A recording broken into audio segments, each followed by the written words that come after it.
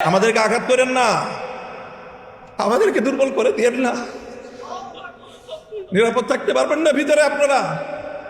আমি তো বললাম আজকে দাঁড়ান, কে আছেন এই দাওয়াতুল গায়রুল মুসলিমিনের মধ্যে দায়ীদের পিছনে দাঁড়িয়ে রাষ্ট্রের বিরুদ্ধে লড়াই করার জন্য হিম্মত দিয়ে মাঠে নামবেন? কে আছেন? আসেন, আমরা আসবো। আমি ঘোষণা দিয়ে যাচ্ছি আপনাদের কাছে, এটা নিয়ে যদি সামনে আমাদেরকে আরো বড় কোনো পদক্ষেপ নিতে হয়, যদি সরকারের বিরুদ্ধে এটার জন্য রুখে দাঁড়াতে হয়, আমরা রুখে দাঁড়াবো ইনশাআল্লাহ। কাজে আমাদেরকে দুর্বল করে দিলে আখেরে আমরা সবাই ক্ষতিগ্রস্ত হব। যারা এই সকল দাওয়াতি কাজগুলোকে প্রতিহত করার চেষ্টা করবে, যত বড় শক্তি হোক, সেটা ইন্টারনাল শক্তি হোক, এক্সটার্নাল শক্তি হোক, দেশের ভিতরের শক্তি হোক, আন্তর্জাতিক শক্তি হোক, লড়াই করার জন্য দুইবার ভাববো না ইনশাআল্লাহ আমরা। এটাই হলো আমাদের রাজনীতি, এটাই হলো আমাদের রাজনীতি। দাওয়াতের কাজ করবেন, তালিমের কাজ চলবে, মাদ্রাসাগুলো তাদের স্বকীয়তার উপর ভিত্তি করে আকাবের এবং আসলাফদের তর্জ তরিকার উপর তালিম চলবে, তালিমের মেহনত চলবে। কেউ যদি এখানে এসে অবৈধ হস্তক্ষেপ করতে চায়, সেই কালো হাত ভেঙে গুড়িয়ে দেওয়ার জন্য তাদের মোকাবেলায় রাজপথে সিনাটান করিয়ে দেওয়া, সিনাটান করে দাঁড়িয়ে যাওয়া, এটাই হলো আমাদের রাজনীতি। কাজেই আমাদের রাজনীতির যে মূল মাকসাদ, তার অন্যতম একটা মাকসাদ হলো পাহারাদারি করা। আপনি সেই পাহারাদারিকে, আমি আবারও বলছি, আপনি আমাকে দারোয়ানের মর্যাদা দিলেন না চৌকিদারের মর্যাদা দিলেন, না আপনি আমাকে কওমি অঙ্গনের একজন পাহারাদার কুকুর হিসেবে মূল্যায়ন করলেন, সেটা আমার কাছে খুব বেশি বড় বিষয় নয়। তবে জেনে রাখেন, কুকুর হইল আপনাদের এই কাজের পাহারাদারি করার জন্য আমরা দাঁড়িয়ে আছি। আপনি মুনাজারা ইসলাম মুনাজারা করেন, মুনাজারা করেন, আপনারা বাতিলের মোকাবেলায় দালায়েলের বহস করেন, আপনারা আপনাদের মতো করে বহস করে যান। আমরা হয়তো মুনাজারা করব না, বহস করব না, কিন্তু আপনি আহলে হক হয়ে, আপনি উলামায়ে দেওবন্দের একজন মুখপাত্র হয়ে যখন মুনাজারা করবেন, মনে রাখবেন আপনার তাহাফুজের জন্য আপনার পিছনে মামুনুল হক কুকুর হয়ে দাঁড়িয়ে আছে।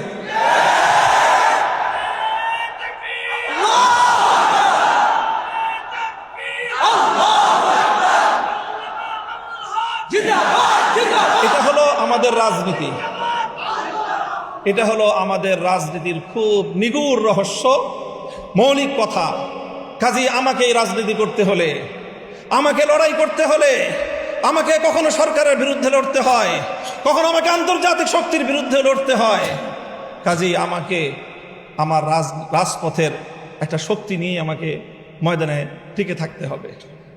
যদি আপনার পাহারাদার যদি বাড়ির গেটে না থাকে, ঘরের ভিতরে আপনি মূল্যবান সোনাদানা নিয়ে, অনেক মূল্যবান জীবনযাপন নিয়ে, আপনি আপনার পরিবার পরিজন নিয়ে, আপনি আপনার কলিজার টুকরা সন্তানদেরকে নিয়ে আপনি ঘরের মধ্যে নিরাপদ থাকতে পারবেন। হয়তো আপনার পরিবারের ভিতরে যারা আছেন, ঘরের ভিতরে আপনারা যারা আছেন, তাদের তুলনায় আপনার পাহারাদারের মূল্য অনেক কম হতে পারে, কুকুরটার মূল্য অনেক কম হতে পারে, কিন্তু মনে রাখেন, ওই বাড়িদের দরজায় যদি কুকুরটা না থাকে, ঘরের ভিতরে আপনি নিরাপদ থাকতে পারবেন। আমাদেরকে আঘাত করেন না, আমাদেরকে দুর্বল করে দিয়েন না। নিরাপদ থাকতে পারবেন না ভিতরে আপনারা? আমি তো বললাম আজকে দাঁড়ান, কে আছেন এই দাওয়াতুল গায়রুল মুসলিমিনের মধ্যে দায়ীদের পিছনে দাঁড়িয়ে রাষ্ট্রের বিরুদ্ধে লড়াই করার জন্য হিম্মত দিয়ে মাঠে নামবেন? কে আছেন? আসেন, আমরা আসবো। আমি ঘোষণা দিয়ে যাচ্ছি আপনাদের কাছে, এটা নিয়ে যদি সামনে আমাদেরকে আরো বড় কোনো পদক্ষেপ নিতে হয়, যদি সরকারের বিরুদ্ধে এটার জন্য রুখে দাঁড়াতে হয়, আমরা রুখে দাঁড়াবো ইনশাআল্লাহ। কাজে আমাদেরকে দুর্বল করে দিলে আখেরে আমরা সবাই ক্ষতিগ্রস্ত হব। আমার আখেরি কথা, মুহতারাম হাজিরিন, দেখেন এখন একটা রাজনৈতিক বড় ধরনের একটা ইস্যু আছে এখন রাজনীতির। আমাদের বাংলাদেশ, আমাদের এই উপমহাদেশের 250 বছর, 1753 সাল থেকে বা 1757 সাল থেকে আজ 2026 সাল, প্রায় 350 বছরের রাজনীতি।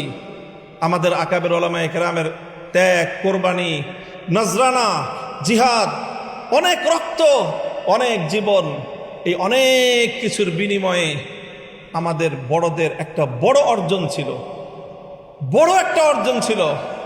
সেই অর্জন হলো 1947 সালে মুসলমানদের জন্য আলাদা ভূখণ্ড অর্জন।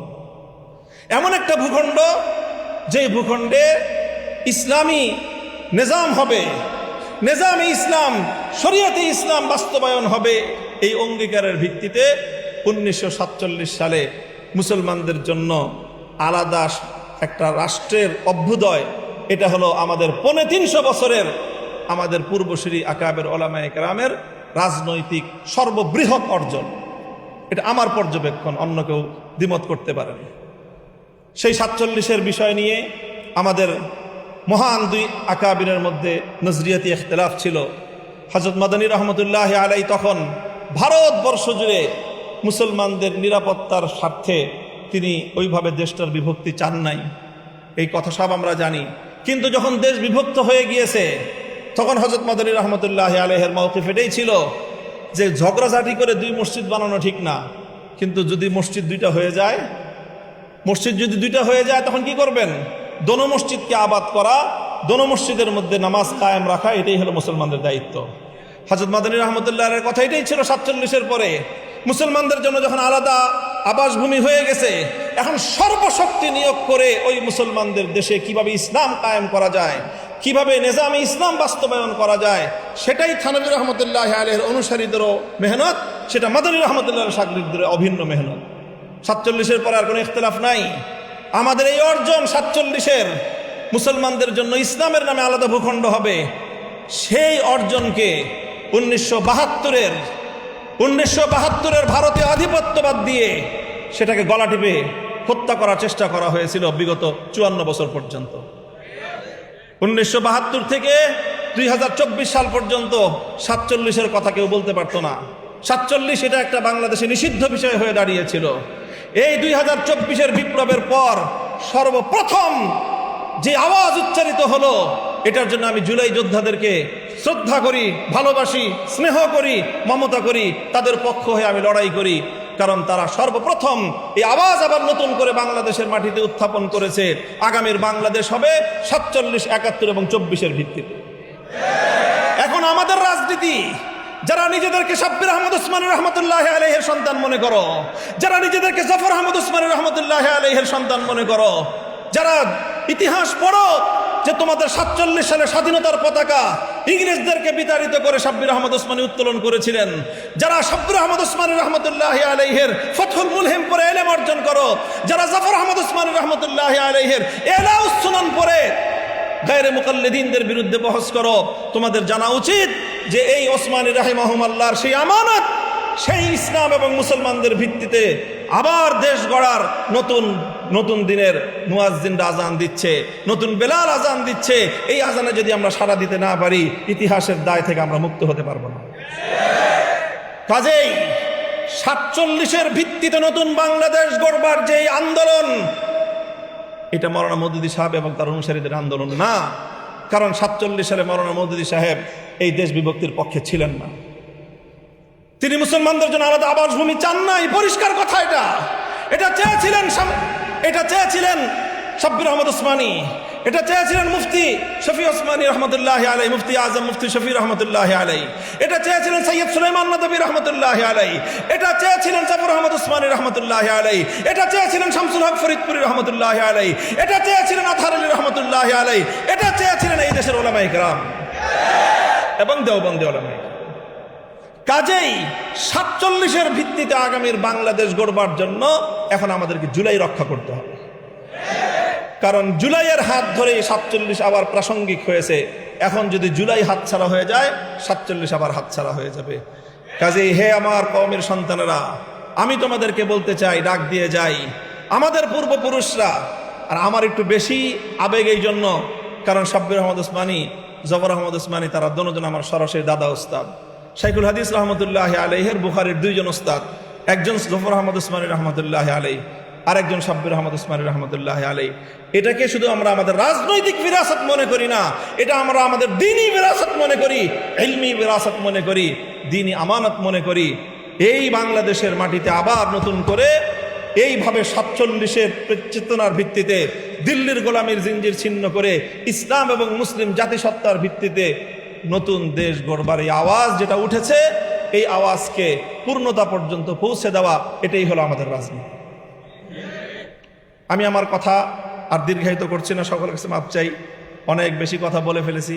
আমি আবার আমার ওই কথা পুনরাবৃত্তি করছি যে ইনশাআল্লাহ আমি আমার মুরব্বীদের সামনে নিজেকে সর্বান্তকরণে সুপুর্দ করে দিয়ে আমার ব্যাপারে যে কোনো অভিযোগ, যে কোনো কথা, যে কোনো প্রশ্ন থাকলে ওনাদের সাথে কথা বলেন। যদি আমার সাথে কথা বলতে না পারেন, ওনারা মুত্তাফাকা হয়ে যে ফয়সালা দিবেন, সেই ফয়সালার যদি বাইরে এক কদম আমি ফেলি মামুনুল হক, তাহলে সেই দিন আপনারা আমাকে সবাই আমার আনুগত্য পরিহার করবেন। এটা থাকলে আপনাদের কাছে আমার বিশেষ অনুরোধ। আল্লাহ আপনাদের সকলকে কবুল করুন।